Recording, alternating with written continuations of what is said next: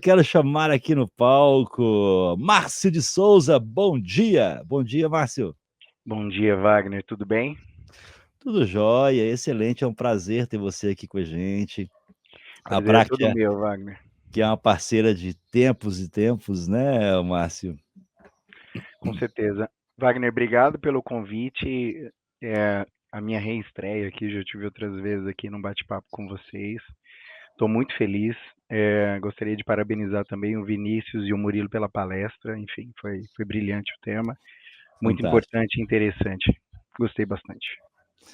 Excelente, Márcio. Maravilha, em nome da BEINFO e do Instituto Information Management, deixo aqui a gratidão por ter aceito o convite de estar com a gente nessa edição do RPI AI Leaders. E o palco é seu, tá? É, você vai compartilhar slide, né, com o Sim, pessoal? sim, sim. Eu vou, Se quiser, eu pode vou compartilhar que projetar eu já aqui. coloco na tela, assim que Hum, aparecer aqui. uhum. Deixa. E lembrando, tá, gente, se conectem com todos os palestrantes que passarem por aqui, tá? E também façam as suas perguntas, coloquem aí no chat, tá? Se alguém tiver com dificuldade de mandar no chat, porque a tela, às vezes, dependendo, já foi configurada, mas é, está pequena, por algum motivo, tá? Manda mensagem no WhatsApp nosso também, que a gente faz a pergunta aqui ao vivo, tá? Vamos lá então, já está aqui na tela, Márcio. O palco é todo seu. No final eu volto aqui com as perguntas. Perfeito, Wagner. Obrigado. Obrigado, pessoal. Bom, a convite aí do Wagner e toda a equipe, eu vim com uma provocação e também, obviamente, aqui alguns cases que vão evidenciar que um diagnóstico inteligente deve ser feito antes da automação e inteligência artificial não é tudo ou não toda a solução para sua problemática, tá? Primeiro, me apresentando aqui, eu sou o Márcio, eu trabalho na Practia há uns 6 anos aproximadamente, estou como Customer Success responsável pela Operação Brasil aqui na Practia, e aí, para quem ainda não conhece, somos uma empresa há quase 30 anos no mercado, com mais de 100 mil colaboradores abaixo do grupo Publicis, e abaixo do grupo Publicis Sapien somos 26 mil colaboradores ao longo desse tempo. Na América Latina, temos o nome de Practia, onde nós atendemos toda a América Latina com mais de 7 escritórios, com mais de 13 anos de operação nearshore, tá bom? Então, dentro de algumas premiações, nós fomos em 2023 pela FX Tech Awards como premiadas com o melhor produto financeiro do ano, segundo os nossos consumidores. Em 2022, a Forbes nos nomeou como uma das melhores empresas de consultoria de negócio do mundo. Então, estamos aí dentro do ranking da própria Gartner com uma classificação de nível de recomendação de 4.8 com 100% de probabilidade de recomendação, tá? Dentro de alguns clientes aqui, tem a L'Oréal, a Exxon, a Cargill, Santander, a Pfizer, Telefônica, a Intel, a Volvo, a Lufthansa, o McDonald's, e aqui falando de um pouco dos nossos clientes regionais, Bradesco Seguros, Eletrobras, CSN, Zamp, Coca-Cola, Carrefour, Embracon, Telefônica, Claro, enfim, tem números aqui. Se a sua empresa ainda não tem o logo aqui, faça contato que vamos gostar de incluí-los, ok?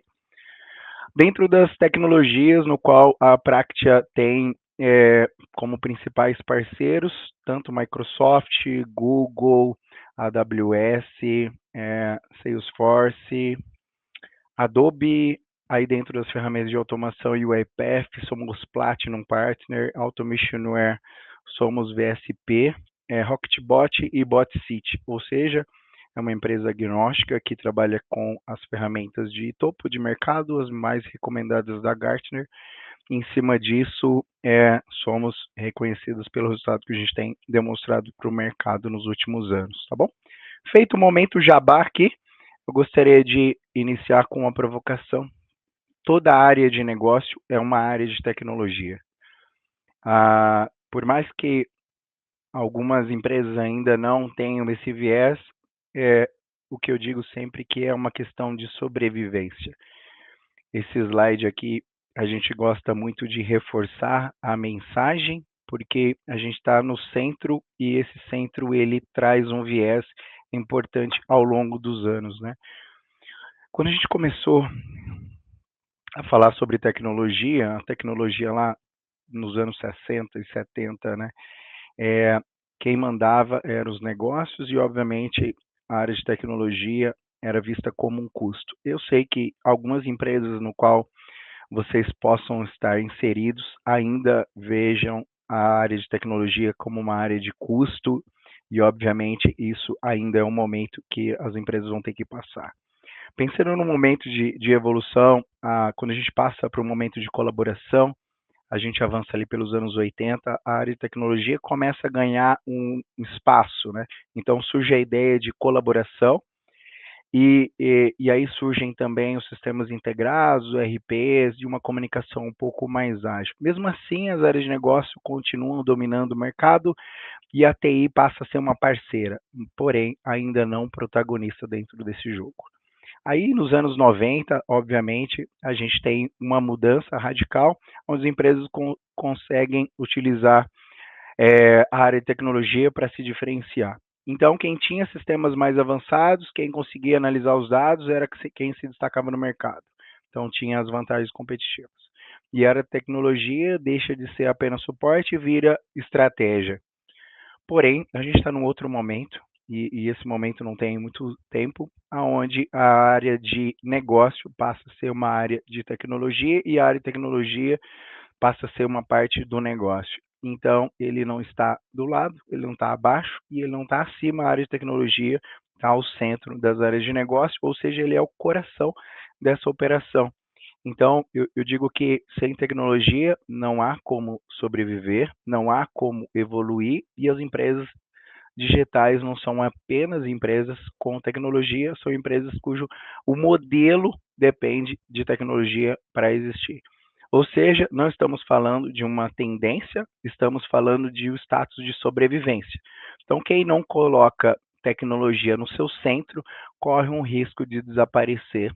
Então, isso tudo não é opcional, e sim essencial.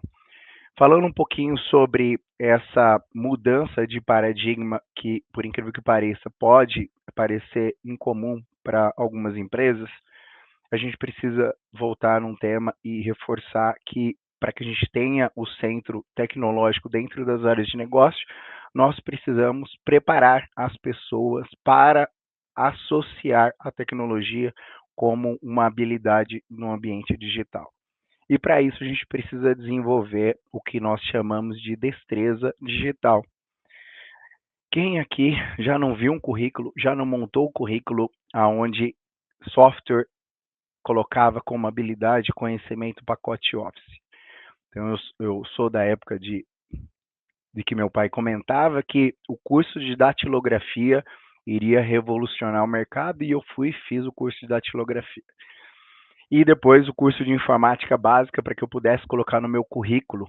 E obviamente que isso era um momento importante para a mudança, mas a gente entendia que tudo aquilo era um momento onde ele era transformacional e não era fundacional na sua essência. E o que eu quero dizer com isso? A gente precisa cada vez mais pensar em habilidades que nos desenvolvam para o mercado do futuro. E aí, para isso, a gente sempre tem que consultar fontes aonde, obviamente, a gente tem referências aonde, para onde, qual a direção que a gente tem ido. E para isso, eu gosto muito de consultar o World Economic Forums, que sempre divulga um relatório sobre o futuro do trabalho. E se vocês consultaram o relatório desse ano, vocês viram que destreza digital está entre as ferramentas ou as habilidades que são requeridas em relação a toda essa evolução transformacional, tá bom? E dentro das ferramentas do ambiente digital, a gente tem que sempre focar no viés de aumento de capacidade, de produtividade, redução de erros, adaptabilidade, a questão de permitir que as empresas sejam mais competitivas e prontas para aproveitar este momento. E eu sei que tem muitas empresas que acabam criando barreiras ofensoras em relação à adaptabilidade tecnológica, algumas por conta de receio à adoção e outras questões de custo ou falta de mão de obra capacitada.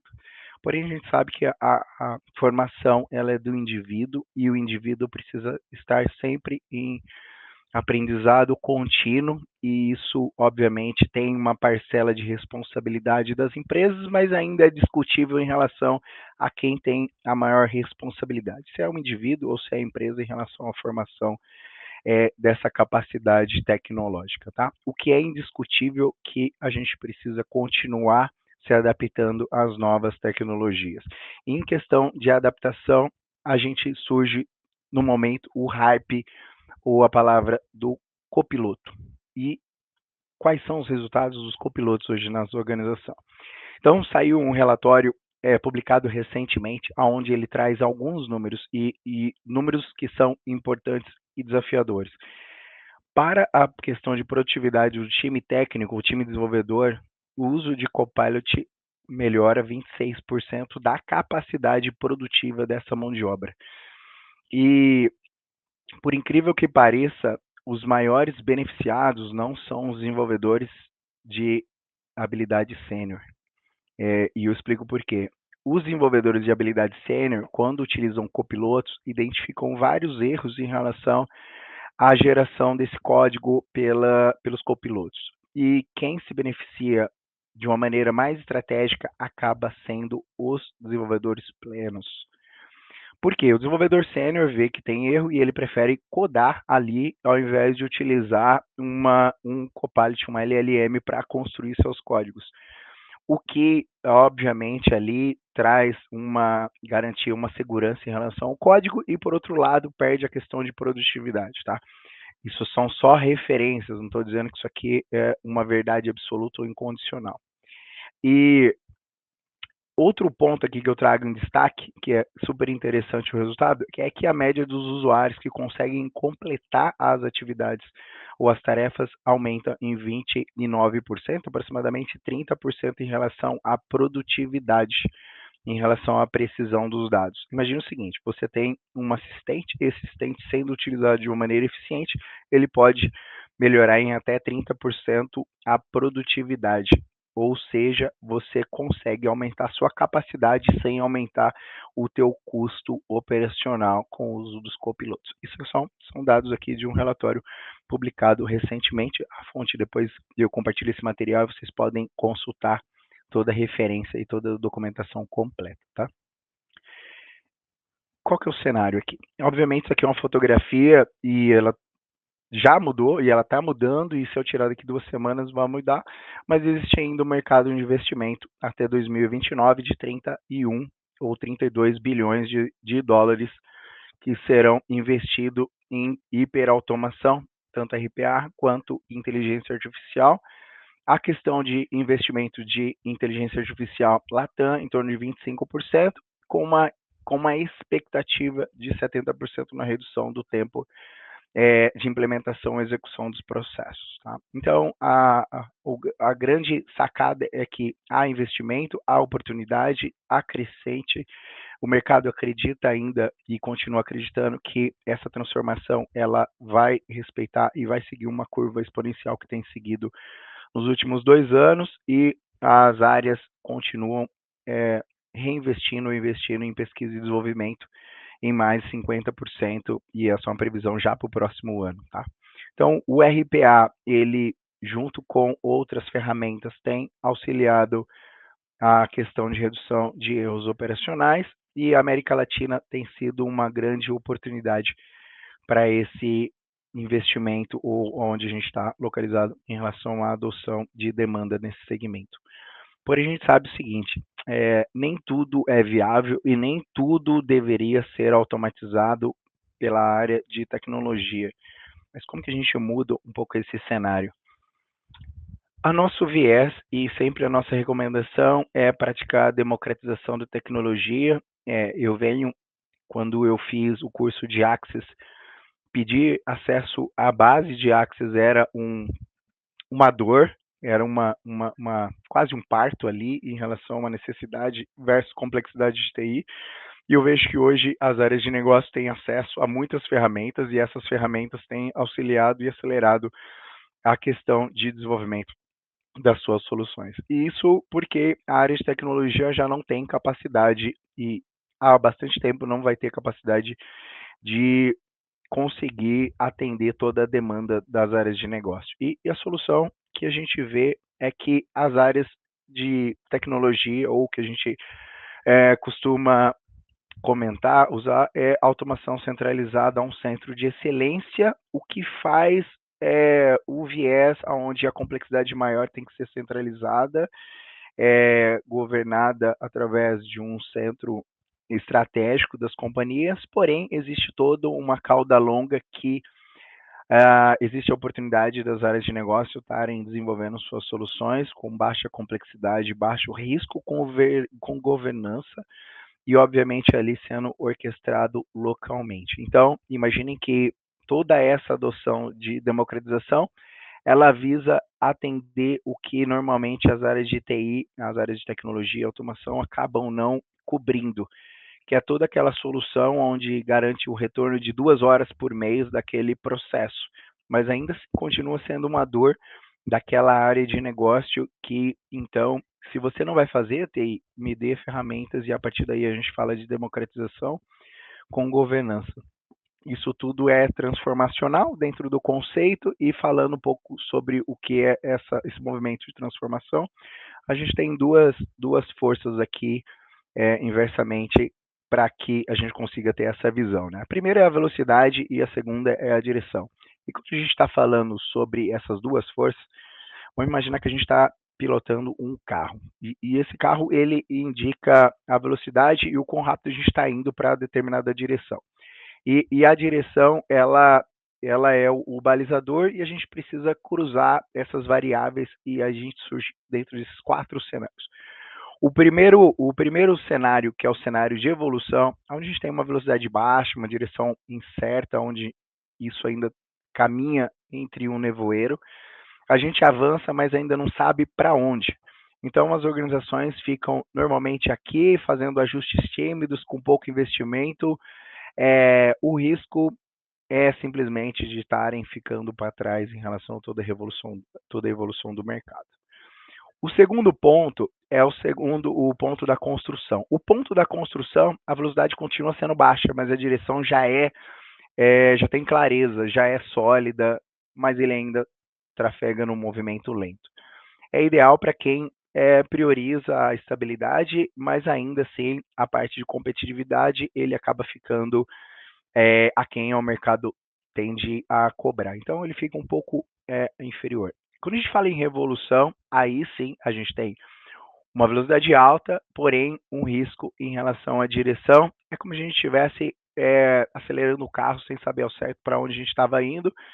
É uma energia gigantesca para que a gente consiga desdobrar esse movimento e o risco também ele é proporcional a esse movimento. Então muitas empresas entram nesse cenário quando eles adotam tecnologia pelo simples estigma de que vamos participar do hype, né? Só que isso acaba transformando a empresa e esse movimento pode gerar um caos no segundo momento. Muitas empresas se identificam entre revolução ou revolucionários e para onde nós queremos levar as empresas e qual o caminho que a gente indica. É um movimento transformacional ali, onde a gente tem uma direção e uma velocidade adequada. Esse quadrante ele está mais direcionado aos visionários, onde a gente tem mudança rápida com um propósito, que é onde a gente tem adotado, e quando a gente está falando automação, inteligência artificial, processos digitais, a gente tem que trabalhar com objetividade e clareza em relação a todo esse plano. E é aqui que a inovação encontra a questão de governança das informações, tá bom? E falando sobre transformação dos processos, a gente tem alguns degraus aqui que a gente gosta de mencionar dentro da transformação e um caminho de propósito. Quando a gente fala em automação inteligente, a gente segue sempre essa cartilha: identificação, priorização, padronização, otimização, digitalização. Então, a gente vai para o ambiente de automação, automação avançada e hyperautomação.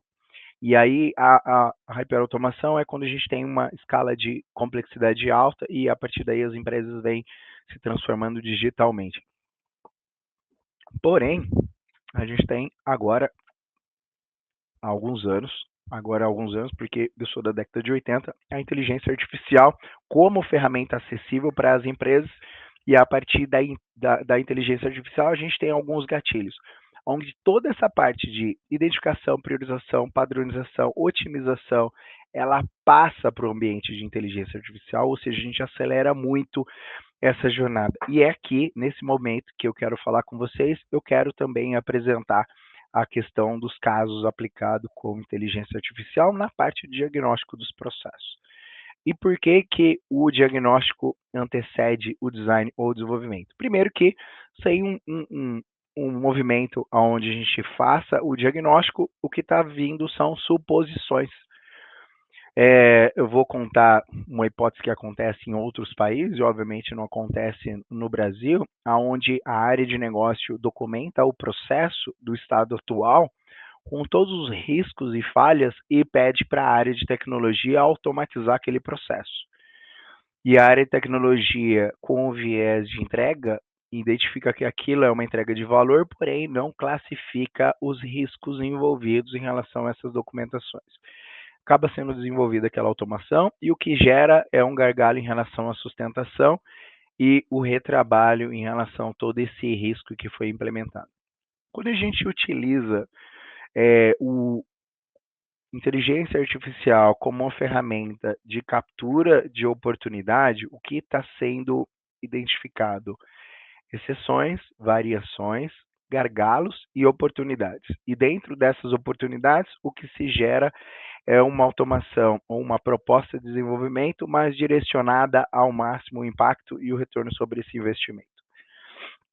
O que a gente tem de resultados quando utiliza a inteligência artificial como um diagnóstico acelerador? Redução de 3 a 5 vezes em relação ao custo, tá?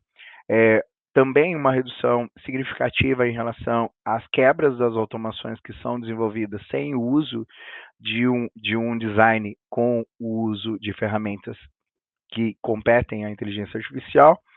A gente tem demonstrado de uma maneira mais significativa e expressiva o retorno do investimento, em torno de algumas automações em torno de menos de 6 meses, o que é super relevante para o mercado hoje, tá bom?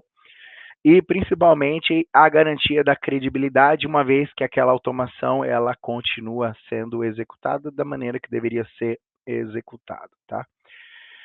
O que a gente tem usado de ferramenta de diagnóstico, ele traz tanto o cenário as is, como também ele classifica riscos, ofertas em relação à variabilidade e oportunidade em relação a tudo que está sendo desenvolvido de fato, tá? Então, algumas ferramentas que a gente tem hoje no nosso background são ferramentas de mineração de tarefa, de processo, os copilotos em relação ao uso das análises de documentação, então a gente constrói os agentes para fazer análise de documentação, NPS, NPL, NLP, sobre as transcrições das entrevistas, e eu vou explicar em um caso de uso também, que tem sido um acelerador interessante com uma visão de caso onde a gente consegue capturar a oportunidade baseada numa narrativa simples. E também, obviamente, ali a captura pela tela, onde o usuário executa a atividade, e essa atividade ela é beneficiada através dos riscos, os caminhos críticos e os caminhos onde existem exceções, e a partir daí trabalhar em melhoria contínua em relação a esse processo. Ou seja, o diagnóstico com o uso de IA, ele é um acelerador, ele é uma garantia e ele também é uma atribuição de segurança em relação a tudo que está sendo implementado, tá? Obviamente, eu quero agora sair da camada da teoria e trazer alguns casos práticos que evidenciam o que eu estou dizendo até aqui. O primeiro desafio aqui era um mapeamento de vários departamentos com um caso onde a gente tinha um prazo muito apertado para identificar oportunidades, padronizações, desvios, riscos, sendo uma maneira mais operacional, era uma empresa que adquiriu outra empresa e essa empresa queria absorver os processos e nos foi passado um prazo de 3 semanas para absorver todos os departamentos do back-office dentro dessa empresa que adquiriu a empresa menor. E aí foi aplicado a ferramenta de mineração de processo, onde em 3 semanas foram mapeados 69 processos, 905 atividades, 321 oportunidades de risco e impacto em relação ao alinhamento da estratégia da área adquirente, com uma oportunidade de mapeamento e redução de custo na ordem de 2,8 milhões de reais ano em relação ao processo que foi recém-incorporado à organização. Ou seja, através do uso da ferramenta de mineração de processo, nós capturamos dentro de 3 semanas, foi 2 semanas, a terceira semana basicamente foi de refinamento e definição desses catálogos que foram mapeados no processo. Eu estou falando de um time enxuto, eu estou falando de um time capacitado, eu estou falando de um time especialista e, obviamente, ali um time focado nesse escopo que foi passado. E dentro desses resultados, 75% de redução do tempo nesse diagnóstico. Então, esse período de 3 a 4 semanas, aqui está 4, mas tem 3 e 4 semanas, um aumento de precisão de 40%, e aí aqui utilizamos a ferramenta, para quem já conhece, o Process Advisor da Microsoft como a ferramenta. E dentro desse material, obviamente aqui nós trouxemos alguns indicadores estratégicos aqui do lado inferior, onde era possível monitorar o processo, era possível mapear a oportunidade em tempo real, em cima disso a prioridade em relação às automações deste processo. E dentro desse framework, deixa eu passar aqui, quais foram os stacks tecnológicos e a metodologia que foi utilizada. Primeiro, eu já falei que é o Process Advisor, o Power Automate para a parte de automação do processo e também da parte de validação das viabilidades técnicas. O report era feito através do Power BI e o Copilot para a parte de análise de documentação e geração das especificações em tempo real. Dentro desse pipeline, nós fizemos ali a definição de alguns KPIs e o escopo foi bastante limitado ou delimitado. Nós tivemos ali, através de 15 usuários, 2 semanas de captura e mapeamento dos logs e também o Process Mining na questão de análise de conformidade e identificação desses gargalos. E depois disso foi feito uma priorização e um roadmap de implementação com os projetos estruturados e também a parte de geração de valor. Estamos falando de 4 semanas, 60 e tantos processos ali de oportunidade. Ou seja, é um acelerador gigantesco, é uma oportunidade super estratégica para as companhias, para as empresas, e isso traz grande valor agregado. E aqui o exemplo foi com as ferramentas da Microsoft, porém, qualquer uma das outras ferramentas teriam a mesma capacidade de atender essa demanda, porque estava na stack homologada ali pela empresa. O segundo caso, ele já envolve o mapeamento funcional através de transcrições de áudio. Como é que funcionava? Aqui nós tivemos um desafio, onde, através de um piloto, nós fomos endereçados para que criássemos uma ferramenta que fosse possível transcrever uma necessidade em uma análise de oportunidade. Então, a narrativa, nesse caso, foi através de áudio, onde ele narrava o processo, e o processo era gerado um output, um diagrama editável em BPMN. Então, nós exportávamos para qualquer ferramenta que tivesse a configuração do BPMN 2.0 no formato XML, e a partir daí ele gerava já o pedido através do RPA para a ordem de demanda ali do Centro de Excelência. Então, a gente estava nesse processo onde a gente descrevia esse processo através da linguagem natural. A transcrição, e eu vou falar um pouco da stack, ele tinha uma acurácia até então acima de 95%, e identificava caso houvesse outros elementos ali, outros participantes da conversa, e através de RAG e ChatGPT a gente fazia toda a parte de extração, organização, input e output das regras de negócio para que a gente pudesse gerar ali o BPMN, tá? Então, aqui um exemplo e as etapas, e o grande insight estratégico é que a gente conseguiu, através dessas nuances e contexto, que a gente criasse uma documentação mínima desse processo mapeado para que a gente pudesse iniciar ali um diagnóstico que reduzisse o tempo desse atendimento, tá? Aqui no exemplo a gente faz a carga aqui, mas obviamente ele poderia estar lendo direto na mensageria de vocês. Então ele já gera todo o contexto e o fluxo aqui de uma maneira simplificada. Ele não elimina, ele não substitui, mas ele é uma grande ferramenta para a área de processo, tá bom? Então, dentro da composição técnica e da arquitetura, a gente tem algumas camadas. Tem a camada de captura, que usou o Zoom, o Teams, poderia ser o WhatsApp, por exemplo, e outras ferramentas. Aqui foi feito a gestão dentro do Blob Storage, e aí a parte de NLP, a gente utilizou nesse momento o GPT-4 para essa análise semântica e também a parte de cognição. E o output aqui nós usamos uma ferramenta web para geração do BPMN e também para a questão de documentação dos textos. O que nós tivemos de resultados aqui e métricas que impactaram o tempo. 90% a menos de esforço no entendimento da ideia, uma acurácia acima de 95% na transcrição e também uma redução do tempo de resposta abaixo de 3 minutos, uma vez que a gente tinha um áudio de até 30 minutos. Então, toda essa análise aqui, ele teve esse benefício. Substitui o entendimento da solução? Não deveria, e a gente recomenda que não substitua, mas acelera o artefato.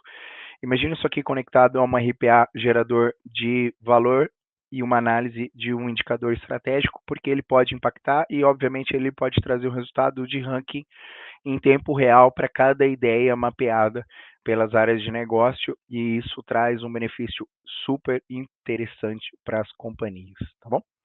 E o terceiro é um discovery utilizando o Process Mining como ferramenta de captura do benefício. Aqui nós tivemos um desafio onde nós tínhamos um modelo de discovery tradicional e foi proposto que nós rodássemos também um modelo utilizando as minerações de tarefa e de processo, para que a gente gerasse uma análise de comportamento e esforço entre as duas demandas. Então, no mesmo cliente, a gente rodou os mesmos modelos, tá? Então, tem cliente que a gente roda no modelo tradicional e eles não têm a ferramenta ali dentro da sua toolkit, e outros clientes que têm a ferramenta, a gente também roda no modelo onde a gente utiliza. Então, nós tivemos o desafio. Nós tivemos um modelo tradicional, uma demanda na ordem de 12 semanas. Com essa mesma análise de volume, nós fizemos um modelo inteligente utilizando as ferramentas de captura de dados e processo em torno de 3 semanas. Então, nós reduzimos ali de 12 para 3 semanas o mesmo volume, tá bom? A cobertura em relação às atividades, e lembrem-se, e para quem já aplicou o Discovery, quando a gente vai fazer o movimento de entrevista, a área de negócio que conhece do negócio é responsável por passar as atividades. E no momento do modelo inteligente que a gente roda a ferramenta junto com o usuário e faz uma gestão desse comportamento das atividades, o usuário ele passa o processo durante um tempo e a gente consegue capturar acima de 85% das atividades reais, tá bom? Ou seja, a gente sai do modelo de 40% médio para um modelo acima de 85% em relação às atividades reais do processo. Então, o modelo de tradicional, com a planilha de apoio, a gente tem a questão do custo, porque está diretamente ligado ao investimento do tempo e esforço. Quando a gente tem a parte da ferramenta, a ferramenta faz o monitoramento, a gente trabalha na análise do que foi monitorado e capturado dentro desses processos.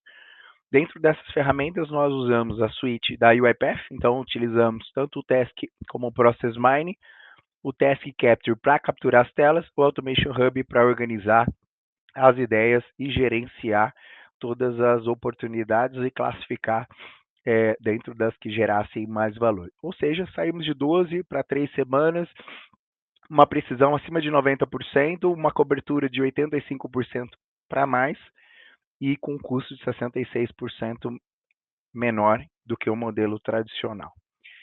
Então, só reforçando, a gente aumentou a capacidade de 147% em relação às atividades, porque a gente consegue monitorar simultaneamente vários usuários durante o período de captura daquela ideia, tá? Daquele processo. 23% mais oportunidades que foram passadas e capturadas como tangível, e neste movimento nós capturamos mais de 206 mil ações dentro desse momento de tela a tela e dentro da tela as atividades que eram desempenhadas. Então esse aqui foi um caso bastante interessante, onde a gente consegue demonstrar toda essa eliminação do viés na hora de explicar o comportamento, de passar as necessidades, os riscos declarados e capturados, onde a gente consegue identificar as exceções, os workarounds não documentados ou não passados dentro daquela documentação. Uma das coisas que a gente sempre pega e a gente sempre apertado é que a documentação de especificação é uma fotografia de um cenário específico e condicionado à explicação do usuário. Isso ainda é o viés humano. E quando a gente pega ferramentas inteligentes para a captura desses processos, a gente pega o comportamento, o duplo clique, o pop-up que apareceu e ninguém falou, aquele subterfúgio onde ele consegue usar a planilha para exportar um dado, para transformar a informação ali, para depois levar para o RP. Isso tudo é capturado durante a execução da ferramenta, tá? E, obviamente, ali a gente também consegue capturar melhorias e desvios desse processo, tangibilizar de uma forma quantitativa, e algumas ferramentas ainda continuam fazendo monitoramento depois da implementação para garantia de que a gente tenha a questão de melhoria contínua e eficácia do que foi implementado. Ou seja, além de descobrir as oportunidades, mapear, tangibilizar, ranquear e elevar aquele ganho para uma outra esfera de valor agregado, a gente ainda consegue manter o monitoramento para garantir que aquela atividade está sendo feita depois da implementação da automação de uma maneira estruturada e que foi dimensionada pelas equipes de processo e dos centros de excelência. E o que a gente trouxe e a gente traz como sempre, como a melhor ferramenta é a ferramenta que atende às necessidades de cada uma das camadas da organização. A gente utilizou tanto o Task como o Process Mining com a IA para que a gente pudesse gerar todo esse subterfúgio e gerar o output de resgate das oportunidades de valor. Nesse momento foi algo delimitado e a partir daí a gente sai para a camada de implementação das soluções. Nesse caso específico, a gente não utilizou, continuou utilizando a ferramenta de captura das tarefas, mas sim do processo que continuava sendo minerado com o Process Mining nesse caso, tá bom? Então, a gente fala que a combinação, toda essa combinação e integração entre as fontes e ferramentas é o que, de fato, a gente consegue eliminar esses pontos cegos dentro desse processo de discovery, tá? Obviamente, cada empresa tem um comportamento, tem uma gestão dos riscos e uma habilidade, uma capacidade de absorver novas ferramentas para que a gente possa implementar. A gente está, obviamente, ali sugerindo algumas ferramentas, mas a gente trabalha ali também entendendo essas nuances e momentos de cada uma das empresas, tá bom? E com isso, eu encerro o meu momento e abro para perguntas, caso alguém tenha. Maravilha, excelente. Márcio, tá me ouvindo bem? Estou te ouvindo. Fantástico. Vamos lá, vamos ver aqui se tem dúvidas, se tem perguntas. Lembrando o seguinte, tá, gente? Quem tá aí no YouTube, quiser voltar aqui para Digital Edu, já está liberado. Algumas pessoas tiveram dificuldade, né? O nosso time já agiu aqui e a- o retorno aí para todas as localidades do Brasil. Então, basta acessar a Digital Edu, tá? Para ter o chat inicial, que no final nós vamos colocar para vocês aqui emitir o certificado de participação, tá bom? Vamos lá então. Deixa eu pegar aqui só um segundo. Podem colocar suas dúvidas aí no chat que nós vamos respondê-lo, tá? É, qual o momento exato em que vale parar a automação e voltar alguns passos para redesenhar o processo? O momento é a quantidade de exceção que é documentada durante o desenvolvimento. O que nós vemos é que quando inicia o requisito, a especificação, ele é delimitado a uma condição de um período. Ou seja, tenho 2 semanas para montar o PDD, a documentação de especificação, independente da solução. E depois disso passa para uma outra área, que é a área de desenvolvimento da solução. O que se percebe? Que algumas áreas ainda conseguem inserir algumas interações ou configurações durante esse primeiro momento. Para nossa recomendação e boa prática, é importante limitar isso, porque senão a gente não consegue finalizar todo aquele round de desenvolvimento, o design da solução. O que eu tenho visto, Wagner, e é uma pergunta interessante, é que grande parte das empresas tem dificuldade em trabalhar com o escopo delimitado pela falta de maturidade ou de conhecimento dos seus processos. O que não é recomendado, nesse caso talvez não seja até o mais intuitivo, é delimitar o escopo. Porém, a gente, como consultoria, iria adorar trabalhar com escopo aberto. O que a gente tem que trabalhar é um termo onde seja benéfico para os dois lados.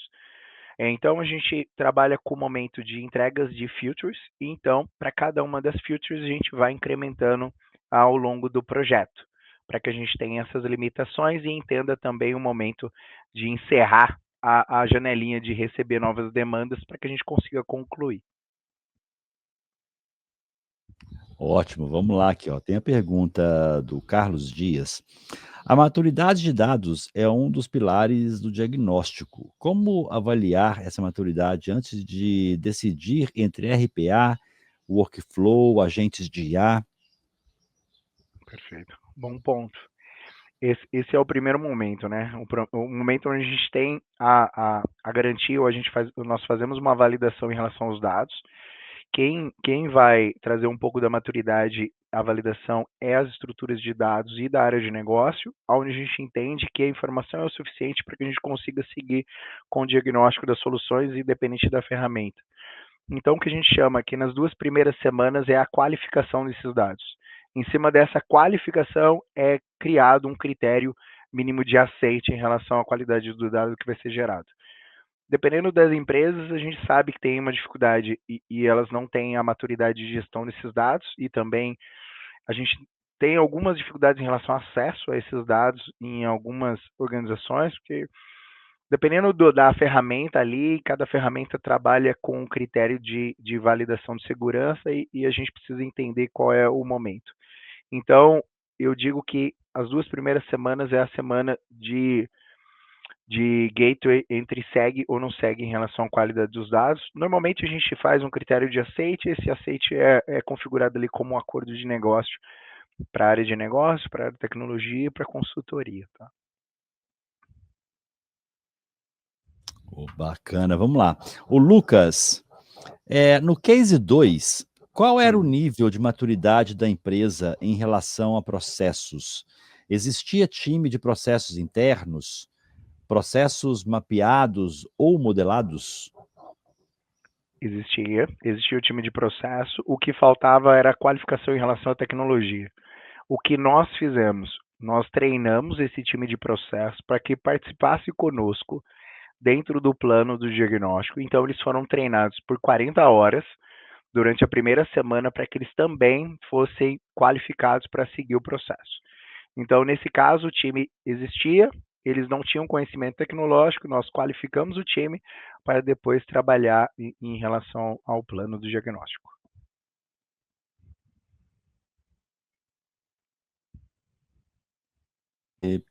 Vamos lá, gente, o pessoal está tímido.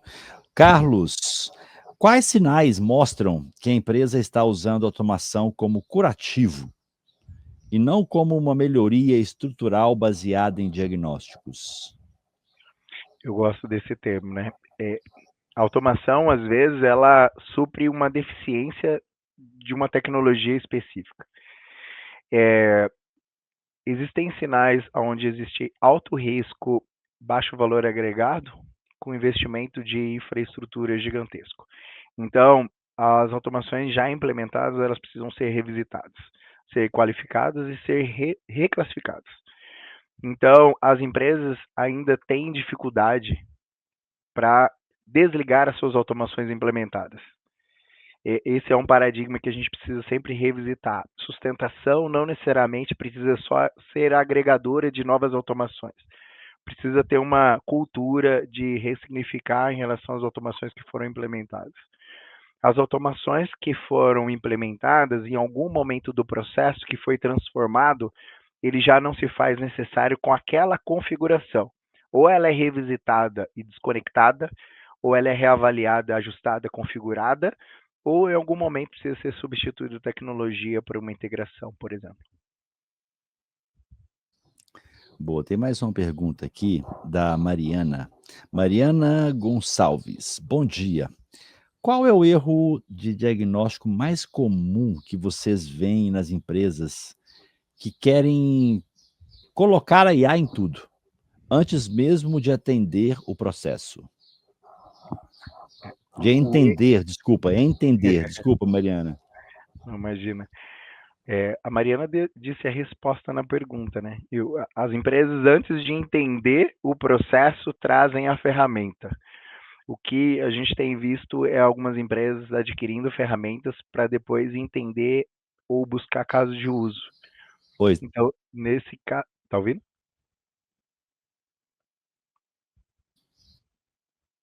Tá ouvindo, Wagner? tô te ouvindo sim, deu uma estabilidade aqui, mas voltou.